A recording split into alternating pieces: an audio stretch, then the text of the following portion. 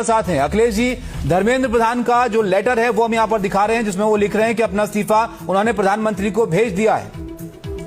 जी हाँ, एक पत्र के माध्यम से उन्होंने इस बात का सार्वजनिक तौर पर उल्लेख किया है। उन्होंने कहा है कि ये 2 पन्नों का पत्र है जो उन्होंने प्रधानमंत्री नरेंद्र मोदी को भेजा है। उन्होंने कहा कि पहले दिन से ही उन्होंने इस मामले की जिम्मेदारी ली थी और कभी भी जो चुनौतियां आई उनसे मुंह उन्होंने नहीं मोड़ा है। उन्होंने कहा कि उनका संकल्प था कि कोई भी छात्र जो है उसकी परीक्षा खराब न हो माफिया के कारण। उन्होंने कहा कि किसी भी छात्र के साथ हम अन्याय नहीं होने देंगे, इस बात का उल्लेख उन्होंने इसमें कहा है।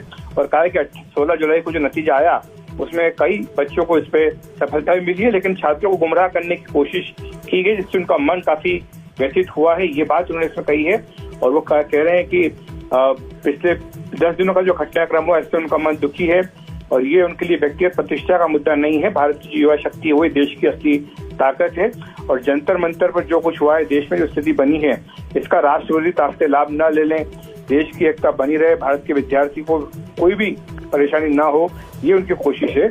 और इसीलिए उन्होंने कहा है कि वो आगे भी देश के लिए अपना काम करते रहेंगे। तो इस तरह का पत्र उन्होंने जो है वो प्रधानमंत्री को सौंपा है।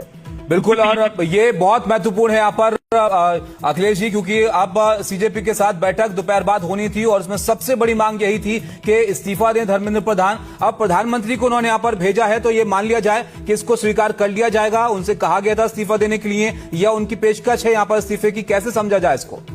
देखिए, ये तो अभी फिलहाल उन्होंने अपनी ओर से इस्तीफा पीएम नरेंद्र मोदी को भेजा है, क्योंकि पीएम मोदी ही आप जानते हैं कि उन्होंने उनको अपॉइंटमेंट किया था मंत्रिपरिषद में। तो उन्होंने कहा कि उन्होंने अपना त्याग पत्र माननीय प्रधानमंत्री जी को भेज दिया है और अब वो ये भी कह रहे हैं कि आगे भी पीएम के साथ मिलकर वो काम करते रहेंगे। राष्ट्र सेवा उनके जीवन की सर्वोच्च प्राथमिकता और इसके लिए सदैव समर्पित रहेंगे। उन्होंने ये भी लिखा है कि प्रभु जगन्नाथ के आशीर्वाद से मैं भविष्य में भी भारत माता उड़ीसा की